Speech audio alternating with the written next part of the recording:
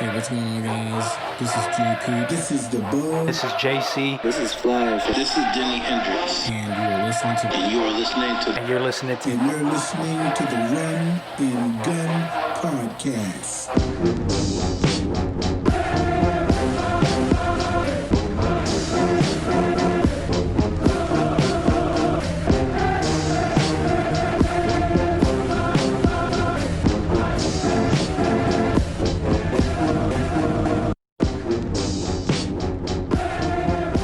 All right, so what's going on, folks? Welcome to another episode of the Run and Gun Podcast.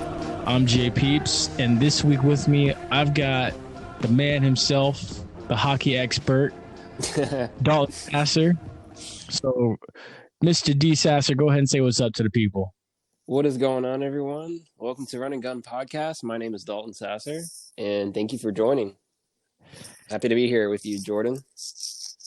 I know I'm happy to have you finally on here. I've been trying to get you on. Y'all need to understand. I've been trying to get this man on here, so someone could please explain hockey to all of us for the past 3 months, like even since the shutdown started. I would even say even before all of this, before the pandemic, everything else that happened. Realistically, you want me to be honest with you? I've been trying to get you on here to talk hockey since the Lightning got swept last year by the Capitals. It wasn't the Capitals. It was Columbus Blue Jackets. Oh, see, they got the same colors, so I got that mixed up. Yeah, that's okay. But now we fast forward all the way to present day where the Lightning are Stanley Cup champions. Yes, sir. So how it all unfolded was just it was crazy, you know, because the whole season ended and the Lightning already looked like they were going to make the playoffs, and then the season restarts. They got to go into a bubble, and then they play a few games, and they will have to work their way into this round robin for seeding and stuff. And next thing you know, they lose the number 1 seed to the Flyers. And then they end up getting the number 2 seed, and then they fight their way through the playoffs and stuff. And the Flyers get eliminated. Then they play the Islanders in the Eastern Conference Finals, and then they play what I thought was a good Dallas team, because I thought Vegas was unbeatable, and I was like, okay, Dallas must be amazing if Vegas got eliminated by them. But then they come in and they basically take care of Dallas. And they were up 3-1 in 4 games, and then, you know, they kind of had the little hiccup and had to go to 6 games. So I mean, like that on its own was amazing. I'm not the hockey expert here, as y'all know. I just been paying attention to what's been going on. This man is more so the hockey expert. So the first question I need to ask you is, so this whole Prince of Wales trophy thing that they passed out at the conference finals, like what's up with that? Why are you not supposed to touch that? You know, apparently with hockey tradition, it's just, you know, people shouldn't even touch the trophies. It's like the conspiracy that, you know, if you touch the trophy, it's like the misfortune of basically, like, it's your chance of losing the Lord Stanley itself, you know. It's basically that, you know. Okay, so would you say it's kind of like a thing where, you know, it's like don't eat too much dessert before you eat dinner, where like you'll spoil your appetite type of thing? Yeah. Okay, interesting. Yeah. See, that's interesting. See, I would never even have thought of that. So is that what they call both conference championships on both sides, or is that just what they call the one in the East? No, I think it kind of goes for every team, basically. You know, if you touch it, it's like, oh, you know, now I'm like, right. Are we gonna win or are we gonna lose now? You know, so you take your chances with that. And now more and more teams are starting to be like, you know what, we'll touch it. You know, we'll be like, you know, we're ready. We're, you know, but you know, the team, you have to win. I feel like in hockey, you have to win games 1 and 2. It solidifies that, you know, you will take the series by the storm. Mm-hmm. And Lightning did just that. They took it by storm, and they struck in Game 6. Game 5 was their little fallout, but they came back Game 6 and they won the cup, and if you're a Bolts fan, Right. we all cheered for that. So Right. And so the next thing I was thinking about was like, speaking of that whole touch it or don't touch it thing. So the Lightning actually touched it was the thing. And I was thinking to myself, I was like, that's the one thing I remembered you said like a few months ago. I think about the St. Louis Blues. You were like, oh, they touched it. Like, I'm surprised that they touched it. And the next thing you know, the Lightning touched it. And I was like, oh my God, what are they doing? Because you're like, oh. Dallas had wrapped it up a few days before them, but Dallas didn't touch it. So I was like, okay. But then someone had tweeted out that, the Lightning didn't touch it back in 2015 when they played the Blackhawks. Yep. So them touching it now would be like a reverse omen, I guess. And it worked itself out. Yep. I don't know. It's been a weird ride, I think, for the Tampa Bay Lightning. They came all the way back from being 2014 playoff finals, going into the Stanley Cup against the Blackhawks, them losing the series 3-2 4-2, against the Blackhawks. So that was definitely an emotional ride for them, both for Stamkos and for the lineup as well, because that lineup was definitely changed throughout the season. Right. So I thought, if I'm not mistaken, wasn't Ben Bishop the goalie in 2015 when they lost the Blackhawks? Mm-hmm. And wasn't he on the Dallas Stars for a hot minute? So originally with Ben Bishop, his contract, he eventually started out in the NHL with the Dallas Stars. That was his first NHL team he was on. Okay. Then he eventually was traded to the Lightning. And when I guess he got to the playoffs and even to the finals, I guess Lightning decided to, I don't know, I wouldn't say they would cut him out, but he became a free agent eventually, and Dallas took him again. And then before you know it, our rise and shine, Andrei Vasilevsky, number 88, he became the star goalie for the Lightning. Right. And I must say that was a brilliant move that they made, because Vasilevsky, in my opinion, is one of the better goalies in the National Hockey League, if not the best. But you know what I'm gonna ask you next. All right, what is it? Can the Lightning repeat? Because I was watching NHL Network. And they were talking about how quick of a turnaround this is going to be because of COVID with the NHL draft coming up. And then, they said winning the Stanley Cup evidently puts you in a bad spot with the salary cap. So I'm thinking to myself, like, can they bring it back again? Because they look very darn good.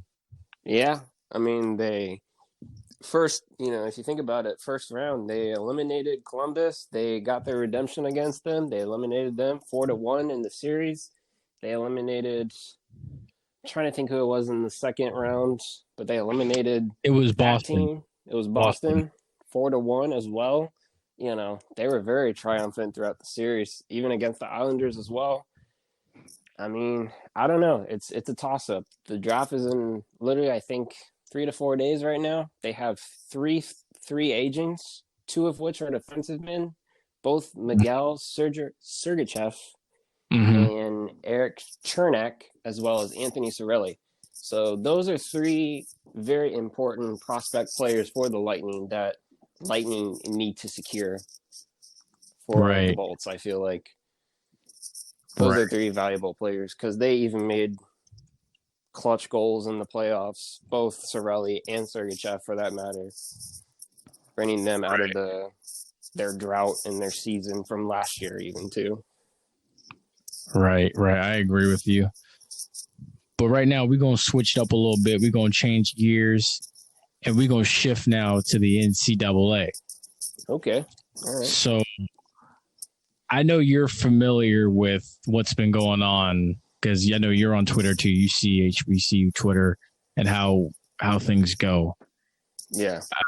So you've seen, and plus you've seen Sports Center, of course, too. You know as well as I do. Deion Sanders is the new head football coach at Jackson State. Yeah. So on the last podcast, you weren't here for it. No. JC came on here and said, "Ain't no way Deion was going to go to Jackson State, and if he does go to Jackson State, he's not as selfish as he seems." So that's the big news coming out of the HBCU world right now, as far as that goes. I have my criticism of Deion Sanders as a high school football coach. He's never really coached at the college level, so I don't know how this is going to go. He won his press conference. Make no mistake, he's won his press conference. But now the task for him will be turning around a 4-8 football team from a year ago. 4-8, 4-7, I believe. Yeah. I mean, I don't know much about Deion Sanders that much, but I mean, if they think he's valuable to an asset, I think, they should stick with him. If not, then, I say like you got to pay your dues and just kind of move on, find someone else. But that's as much as I can give about criticism on Deion Sanders, I feel like. I feel you. So, yep, September 5th, 2021, given if we don't have a spring season, which I mean, if you know me, I'm not that big of a fan of it because of sports recovery and injuries and stuff. But September 5th, 2021, down in Miami Gardens, FAMU and Jackson State get it on. Ooh. I'll have to try to find a way to get Dalton Sasser down to Miami. That even for as long as I've lived years, basically born and raised in Florida, you will laugh at me for this, but I have never been down to Miami ever. See, so now we got a reason to get you down there. Yeah. I know it's a place to go to, clubbing and, have fun with friends and exactly, anything, even just hanging out by the beach, whatever, Exactly. So after FAMU curve stomps Jackson State, we could take you down to South Beach and we can have a good old time. Hell yeah. So you already know. But let's stick in state with this now and talk about Florida State. Oof. And boy, that's a train wreck in Tallahassee. They won today after being down 21-0 to FCS Jacksonville State. They came back just in the first half. Yeah, yes. They were down. Oof. They were down 21-14 at the end of the first half, came back and won the game 41-21 today. But they suffered their worst loss against Miami ever last week, 52-10. It's a lot needs to be worked on. I mean, a win, of course, is always a positive thing like they got today. As we record this, it is Saturday. But, it's a lot. This is not going to be a quick fix. I think Florida State fans need to kind of understand that. Yeah. Yeah, Florida State, I think, is going through a lot of changes. I think, is it Novak as your head coach, right? Yeah, Mike Norvell. Mike Norvell. Thank you. Sorry. As your head coach, I think he's a great prospect as the head coach for Florida State. However, though, it's unfortunate that he came down with COVID and he has to be in his house watching his games. Oh, well, he was back on the sideline today. Yeah, he was back on the sideline coaching today. So, I mean, he'll be. So, say again? I was just saying about, it was a big win for them today, so they just need to keep looking forward and just acquire more wins at this point. So, oh yeah, definitely. So I mean, I think it goes back to what Bobby Bowden had said about Mike Norvell too. Just give him time, let Yeah. him work, Mm-hmm. and everything will take care of itself. Like I mean, look, Bobby Bowden didn't build Florida State up in 1 year. No. It took 30 years to build Florida State into what it was. Like, and even in the 70s, Florida State wasn't the complete finished product that it became in the late 80s and into the 90s. So, I mean, these things take time. Yeah. But the other thing, too, is Oklahoma and LSU, they don't look the same. Like, they just yeah. Go ahead. No, you can finish what you're saying. Sorry. Oh, I was gonna say, compared to last year, how both these teams played each other in the playoff semifinal, and then the way both teams just dominated the regular season last year, neither one of these teams look anywhere near the same. Now, give or take, LSU is in a rebuild, and we need to call it what it is finally, because LSU is replacing, I believe, two coordinators. One coordinator is the head coach at Baylor. Another coordinator is the offensive coordinator for the Carolina Panthers.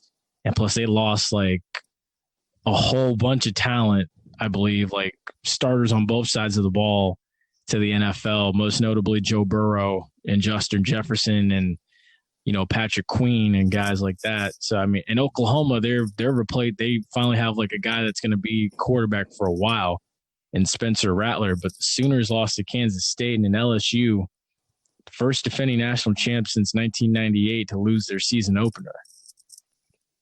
Yeah, that was a bit of a stump for them for sure, I feel like. Yeah. But I feel like, you were going to say exactly what I was going to say about LSU, I mean, some of these teams, they're rebuilding from last year because, Joe Burrow was a big asset to LSU. They won national championship from last year, and now LSU is in a rebuild right now, just as much as FSU is in a rebuild as well. I feel like they are struggling to find the right quarterback for FSU, the right targets as well. I mean, FSU defense, LSU defense, even Florida defense too, Yeah. I look at Florida and they're number 3 right now, and I think they look strong. Kyle Trask looks amazing right now on the field. 6 touchdown receptions last week. He basically four this week, right? Yeah, and he played today against, what was it? South Carolina. Yeah. And they beat them. But their defense, I'm like, I question Florida Gators defense, I'm glad you said that, because that was going to actually lead in, and that's the beauty of this whole podcast. People always say stuff, they don't even realize it, and then it leads right into the next subject. So, like, you just led into the next subject of who is truly the best team in the state of Florida right now. And my first thing was going to be Florida and Florida's defense, like, because Florida has such a good offense, a very explosive offense. Most notably, your leading receiver is a tight end, which kind of worries me, because as you go forward, you need your other playmakers to kind of be huge factors, like Kadarius Toney, especially, and Trayvon Grimes. Those guys need to kind of start taking games over the way Kyle Pitts does. But I understand Trask's favorite target is Kyle Pitts, but you got to remember, as the year progresses, you start playing these defenses like Georgia, who's up right now on Auburn 24-0. They're going to take away Kyle Pitts. You got to learn to go somewhere else. You're going to recognize your most valuable players, and you're going to be like, we're going to double coverage that player because he's a valuable target, They're not going to let those players go to waste, They're going to try to go and pick him off for a pick 6 if they can. Exactly. But who do you think is the best team in the state of Florida right now, college-wise? You got Miami, you got Florida, and you got UCF. If you had to pick right now, who would you say is the best team? Yeah, That's a really big toss-up. I mean, I haven't paid much attention to UCF or even USF, but I don't even know how much they're doing as far as offense and defense USF isn't wise, that good. but I think So you can already cancel out USF. USF ain't that good. yeah, I would say Florida Gators has a long way to come to do their study, do their homework, on video, and even Mike, what's his name? The head coach again for FSU? Remind me again. Oh yeah, Norvell. You're Norvell. good. I want to say Norvac all the time. I don't know why. It's all good. It's all good. Norvell, but yeah, I think Florida. I think Florida Gators is probably the best Florida team right now at this point. They're standing tall. Kyle Trask is looking good. Same to Kyle Pitts as well. He just can't rely solely on Pitts. He has to look for other targets. Right. Whether if it's his running backer or his other wide receivers, his tight end, it can't be all just Pitts, because eventually, like I said, he'll get his double coverage, maybe triple coverage, and before you know it, there might be a pick six either from Georgia or out. Right. Bring up the upset in Florida. Honestly, if you ask me, the best team right now, I would say would have to be. I'm looking at Miami, because Miami got a good offense. Yeah. Miami, ever since they've created the turnover chain, has led the country in turnovers. UCF is good, but I don't think on a neutral field UCF could beat Miami in the end. I just feel like Miami would make that one play in the end, like they've done it, like they used to do when they were really good back in the 80s. I feel like they would make that one play in the end and kind of just beat UCF. So right now I got to go, truthfully, Miami, and people are going to hate me for this, UCF, and then I'm going to go Florida. But I'm only putting Florida in third because Florida's defense is not as good as it should be, or as good as it traditionally has been in the past. Yeah. But I would actually say, compared to two defenses between Florida and Miami, I think Miami's defense is much better than Florida's defense. I would go with Miami's defense over Florida's defense for sure. Right. But now we've reached the midpoint of this episode, which means now the bug is coming. The bug is coming. It's time for trivia with the bug. And I think you're familiar with our sports trivia portion of this. Kind of, I think. I don't know. I've listened to a couple of podcasts, but not much. But I say fire away, Right. Hello, everyone. Again, this is The Bug, and I'm here with Sports Trivia. And the question is, out of the 26 quarterbacks in the Pro Football Hall of Fame, how many of them don't have any rings or championship? And there you have it. That's the Bug's trivia question.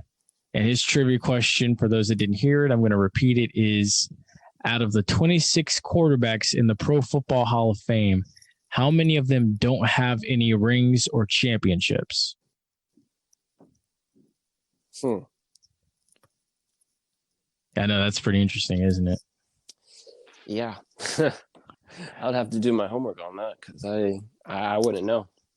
So the one from last week was, I believe, who was the lowest seeded team to ever win an NBA Finals? So do you want to try your luck with that one? Lowest seed in the NBAs. You can look this up if you got your computer in front of you.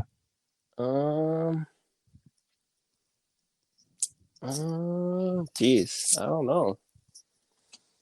I almost want to go. I mean, if we're talking even just trying to even get into maybe the NBA playoffs, I kind of want to say Utah Jazz, just because Utah Jazz is not known. Yeah. I would say Utah Jazz. Okay, I'm going to give you the answer. So the answer, I mean, you got part of it right because it is a team from the Western Conference, but it is not Utah Jazz. It All was right. 94-95 Houston Rockets. Okay. And I believe that was the team that beat Shaq and the Orlando Magic. All right. I see. Yeah. But yeah, these, like Josh always says, these trivia questions are pretty hard. He always asks some hard ones. I'm like, yeah, I know. He takes pride in it. He loves it. But with that's going to transition us now before we jump into the NBA and the NFL. That's going to transition us now to Florida A&M. And like I said, I'm going to get this man to Miami for a FAMU game. That's my plan for 2021. God willing, COVID is gone by then. Yeah. Given this whole spring season is supposed to happen, FAMU's conference, because FAMU is in the MEAC and FAMU is leaving as of July 1st, 2021 to be a full-time member of the SWAC. In their final year, the MEAC will be participating in the FCS playoffs. So now that basically means FAMU will have a shot to play for a national championship on the FCS level. But check this out, too. The last team from the MEAC to actually win a playoff game for the conference was FAMU, but it was back in 1999 against Troy. They went on the road in the semifinal game. Or no, the quarterfinal. It was the quarterfinal. They went on the road in the quarterfinal to Troy and beat Troy in Troy, Alabama. And then the next week they played Youngstown State and this guy named Jim Tressel, and they came within one game of going to a national championship. See, so now Dalton, I know you've probably been wondering, why FAMU? Why FAMU? Now you see why there is a drive for greatness with FAMU and why people are so passionate about FAMU football and FAMU athletics in general. And the one thing I will say about the Lightning, for me personally, with the Lightning winning the Stanley Cup, and people know I'm a huge Tampa Bay sports fan. I'd love to see the city of Tampa Bay take home a triple crown and get a Super Bowl and a Super Bowl, NBA championship, and Stanley Cup. That would be World Series. World Series. NBA team, because we don't have an NBA. Yeah, if we want to talk even, baseball, which I know a little bit about, but not much. But I only saw a little bit, but the Rays won 8-2 in their wild card against Toronto Blue Jays. So they went past. We're gonna get there. We're gonna get there. Okay. Sorry, I was getting ahead of myself. You're good. But yeah, things like that, seeing that type of stuff, that makes me want to see FAMU take home, a national championship or a Celebration Bowl or a Black College national championship. That's what that does for me as a fan. Mm-hmm. It makes me want to see them take that home. But the other thing too is because FAMU's home stadium, Bragg Memorial Stadium, is receiving these upgrades, Bragg may not be available, so they may have to play in Doak, which is home to Florida State. I'm not sure yet. But this also means too that their annual rivalry with Bethune-Cookman, that as the Florida Classic, might end up getting moved to Tallahassee. So if this happens, this would mean for the first time since 1977, a football game will be played between FAMU and Bethune-Cookman inside Bragg or in Tallahassee for the first time since 1977. Wow. That's amazing. Yeah, I know, it's been such a long time. Yeah. And the funny thing about it is that was the last team to go undefeated, to have a full undefeated regular season for FAMU, the 77 team. Because I know a lot of people talk about the 1978 national championship team, which was fantastic. but the 77 team went undefeated. The 78 team had one loss.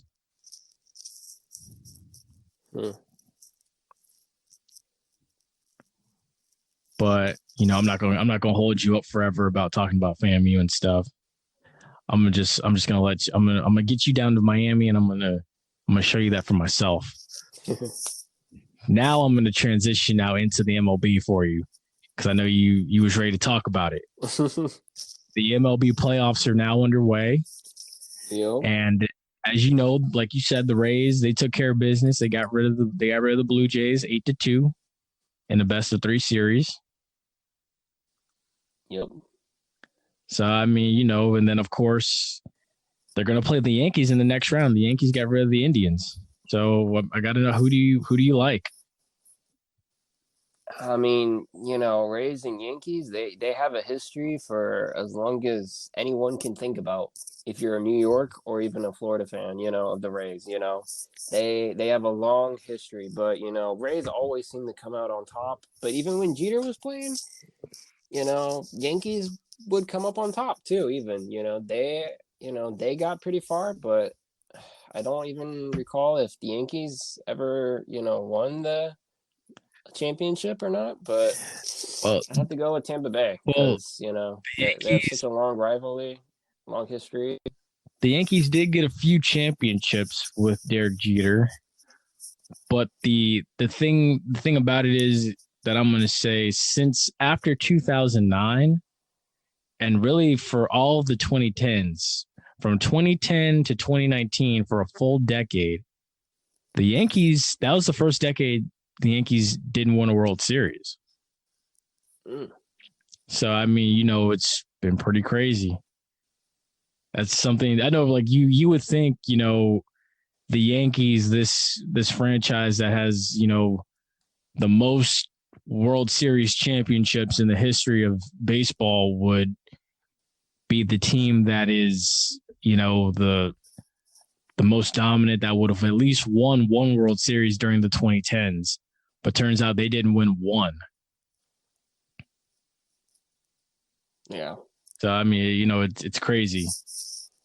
And then on, you know, in the other game in the American League Divisional Series, you got the Astros and the A's playing. So huge kudos to Dusty Baker, the Astros manager, for turning it around.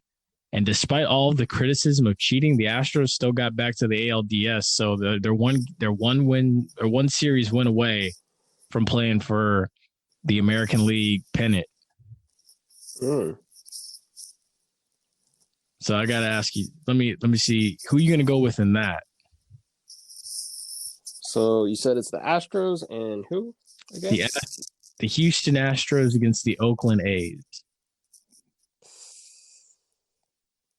I mean, I haven't really followed up on that series, but I would have to go with the Astros, I think. Golly, everyone wants to go with the Astros now. Why can't any? I'm the only one on this whole Oakland Athletics boat. I really am, and I feel like the Houston Astros are gonna find a way to win, and I'm gonna die on this hill by myself. I mean, maybe they will, but maybe, you know, maybe the A's will come out on top. I mean, I don't know. As long as I know, I remember with the Rays and the A's, like the Athletic A's, I remember they had a long history of always. I remember even going to see the Rays and the A's play, and it was always a slow game. You know, the A's could never really pull up runs. They could never. Yeah, I don't know. They didn't really have like really good designated hitters, but at the time, but maybe it's different now. Maybe their program has changed a little bit. Maybe they acquired better players, better designated hitters, so maybe the A's could come out on top. I would like that if that is the case, then maybe they will come out on top against the Astros. But I know the Astros have definitely been dominant throughout the wild card, throughout multiple seasons, and even in the playoffs as well too. So I don't know. It's a toss-up. It's definitely a toss-up between those two teams. Right. And then on the National League side of things, you've got and I know this is probably one of your favorite teams, the Los Angeles Dodgers and the San Diego Padres, I believe it is, that are going to go at it. So I forget which one you're rooting for here. You're a Dodgers fan, right? Because you spent time out in Cali. Oh, well, yeah, I definitely spend my time out in Cali, but I'm still a Florida native. I still love all Florida teams, but when it comes to California teams, when it comes to California teams, though, everyone's definitely heart. Everyone in LA will say, go Dodgers, go Dodgers. So, in that retrospect, for the 4 years I've lived in California, I'll go with the Dodgers over, the San Francisco Giants or any other baseball team for that matter. Okay. So you're taking the Dodgers over the Padres. Understandable. Yeah. I'm with you there. I allow the Dodgers to beat the Padres. Yeah, they've definitely acquired. Fair statement. And then the other game that's going on in the AL in the National League on this side of the country is, well, they're going to play the game out in the West Coast because of the MLB bubble, but the Marlins are playing the Atlanta Braves, and the Marlins, every time they get into the playoffs, they've always won the World Series because the Marlins made the wild card in 1997, and then what happened? They won the World Series, and then the one I remember is they made the playoffs in 2003. And what happened? And they won the World Series championship. And they beat the Yankees. So I'm just like, you know what? They already got past a good Cubs team. I would not be surprised if they beat the Braves. A lot of folks don't want to hear me say that, but if the Marlins get up probably 2 games in this thing, the chances are the Marlins are probably going to win the series. Yeah. I agree. I could definitely see that too as well. Yeah. The thing about it is, like with baseball, is like I've always wanted to see like the Rays and the Braves play each other in the World Series, this whole Tampa versus Atlanta thing. But if history is any type of factor in this, for the National League side, I think it's going to be the Marlins. And then on the other side of things, I'd like to see, the Rays. Let it be like a Sunshine State series for the World Series. That would be very fun. Oh yeah, that would be very interesting to see. Yep. And then now let us transition to the NFL. All right. So I know you've been keeping up with the NFL, so talk to me a little bit about it.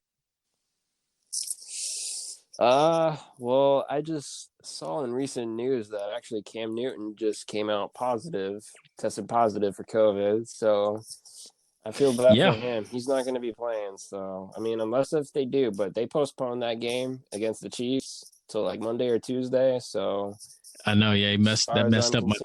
That's kind of saddening because I'm rooting for the Patriots in that case because they've been looking very strong too. Ben Roethlisberger's finally back.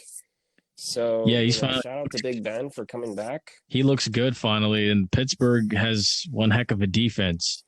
So I'm honestly, people are talking about. Well, before I go into that, Cam Newton did get COVID, and we wish him all the best. I was really looking forward to that game. I wanted to see him and Patrick Mahomes match up against one another, but maybe another day, maybe in the playoffs, hopefully. But back to Big Ben. Yeah, Big Ben and the Steelers, they look fantastic. They, I think that this is the best the Steelers have looked since their last Super Bowl.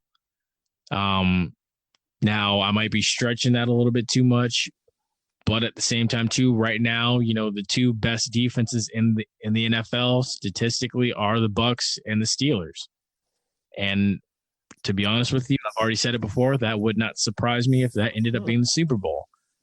On the AFC side, why? On the AFC side, why specifically? Because everyone's talking about the Ravens. Everyone's talking about the Chiefs, but no one's talking about the Steelers. And that's usually when the Steelers pounce, when you least expect it. Because that's how they won. That's how they won their past 2 Super Bowls. And that's how they got to the one against Aaron Rodgers that they lost. People didn't expect them to get that far, and they got that far. So, I mean, hey, look, it wouldn't surprise me in the least bit. I mean, speaking of which, Aaron Rodgers, let's just say, do you think he might actually win a championship? Maybe this year, this season, or even maybe the future season to come, I don't know. I feel like he always looks very confident. He looks good every time he goes out. I want to believe in Aaron Rodgers. I need to see Aaron Rodgers play against the Bucs defense before I can make my assumption on him and how their chances look. I need to see that. And then the other thing too is he's missing Alex Lazard. So if you picked up Alex Lazard in your fantasy league, he's going to actually be out for a month because he had surgery. So you might want to go get Justin Jefferson instead. But I need to see a little bit more from Aaron Rodgers. Like, I mean, this isn't going to be a good gauge for him on Monday night coming up against Atlanta, but I need to see him against, say, like Seattle or Tampa. But speaking of Seattle, would you consider Russell Wilson to be the league MVP so far? Like, he was named NFC Offensive Player of the Month for September, but would you consider him to be like the leader in the clubhouse for the league MVP?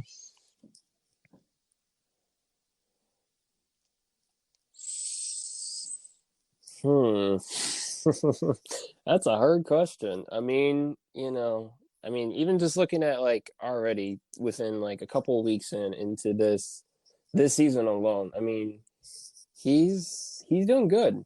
Not to say he's not like, oh, he's doing bad, but he's doing very good. He's keeping his head up high and he's finding his targets. So I think he's definitely on the top list of MVPs along with others like maybe Pat Mahomes and maybe even Cam Newton, because Cam Newton's looking very strong in the Patriots. He came out first game and he won that game like it was nothing. Right. In my opinion. Now on the AFC side, there's another guy that could probably make a case for his MVP candidacy, and that's Josh Allen with the Buffalo Bills. Now, Buffalo's a good team. And to me, if you ask me, it doesn't matter whether the Patriots have Cam Newton or not.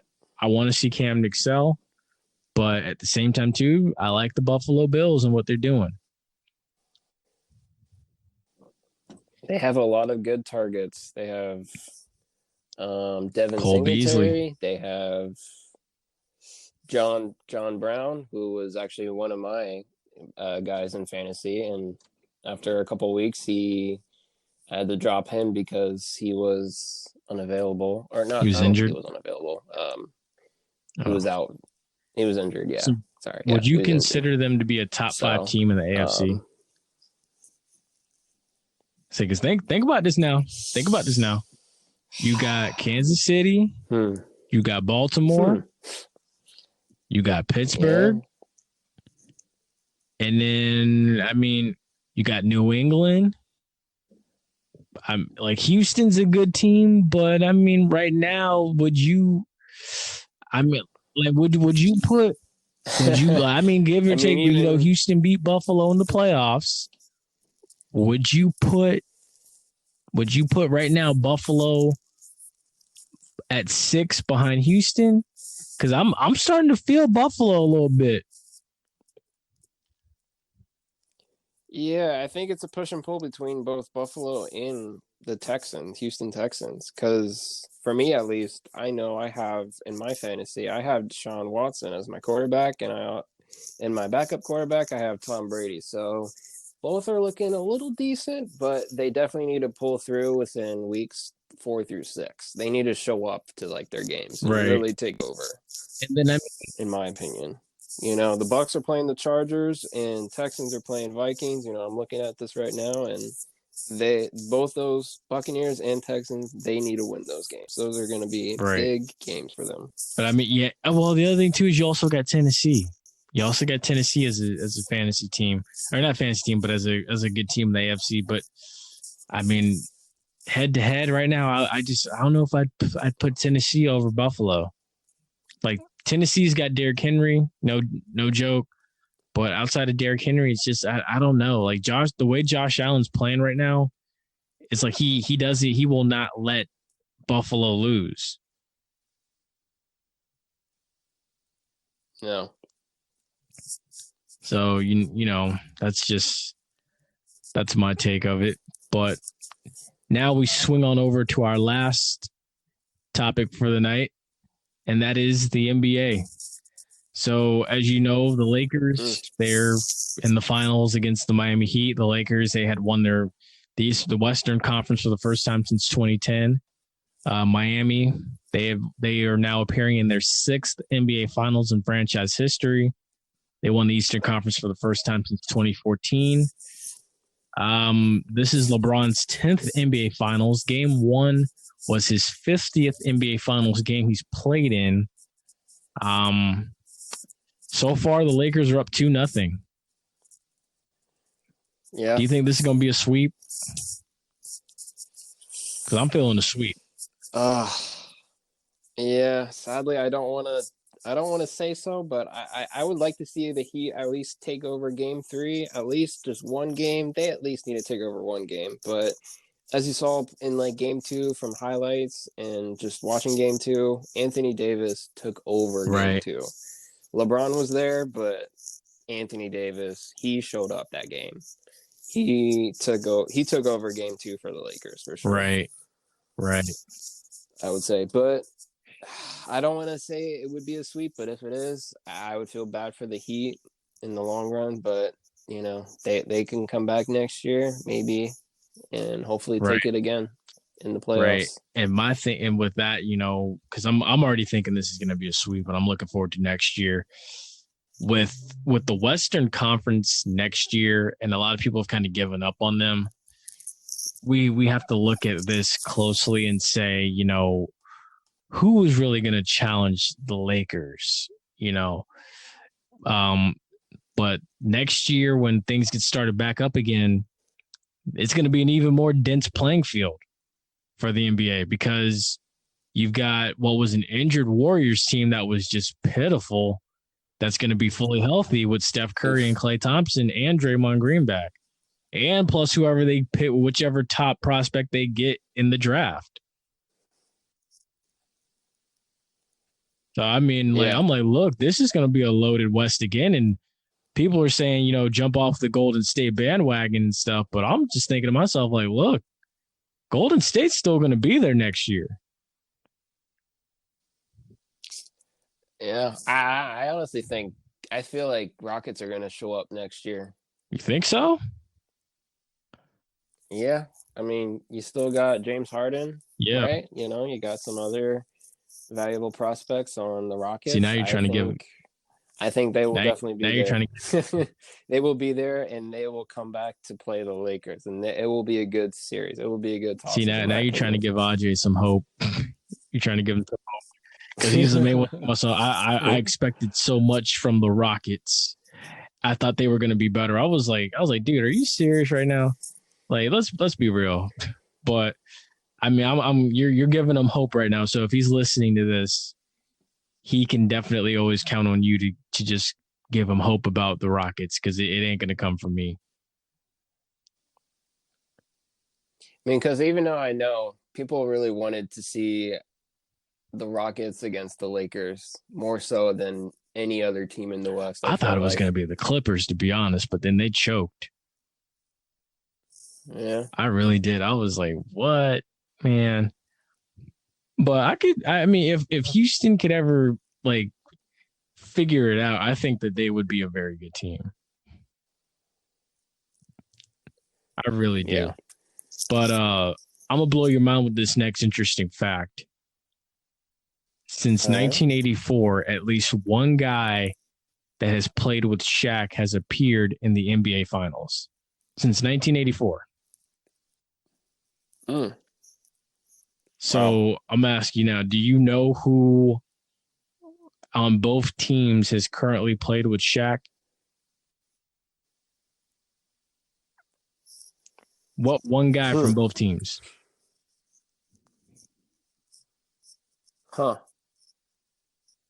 Damn, I wouldn't know. I mean, because I know Shaq, he played for the Lakers, and he played for, I don't remember which team in the East. I want to say the Heat, but I think it was the Celtics. Yeah, he played for the Heat. He played for the Celtics, too. Oh, the Celtics, too, yeah. Although nobody really remembers the Celtics years because that was, like, brief, very brief. So was his stint with the Suns. Okay. But it was LeBron James. He played with LeBron when he played for the Cavs. Oh, wow. I know. Like you always kind of envision Shaq ultimately as a Magic, a Laker, and a Heat player. You know what I mean? Like it's just you never would have thought he went to, Boston or Cleveland or even Phoenix for that matter. But he did.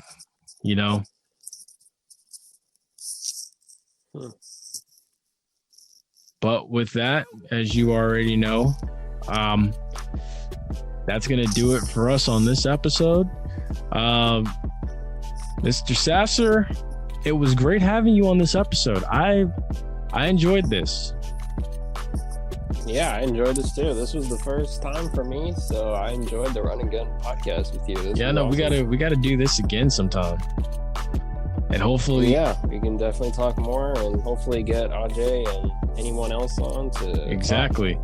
And before we get out of here, make sure y'all follow us on Twitter at Penalty Talk. Make sure you follow us on Twitter at Penalty Talk.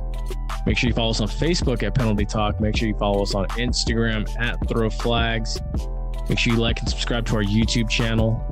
This podcast will be available on our YouTube channel. Also, we are on Spotify. If you have not already, make sure you are following us on Spotify. Give us a listen there. And if you'd like to email us, you can email us at flagontheplaysports@gmail.com. As you know, this is our hockey guy right here, Mr. Sasser, Dalton Sasser. You can always ask him a question.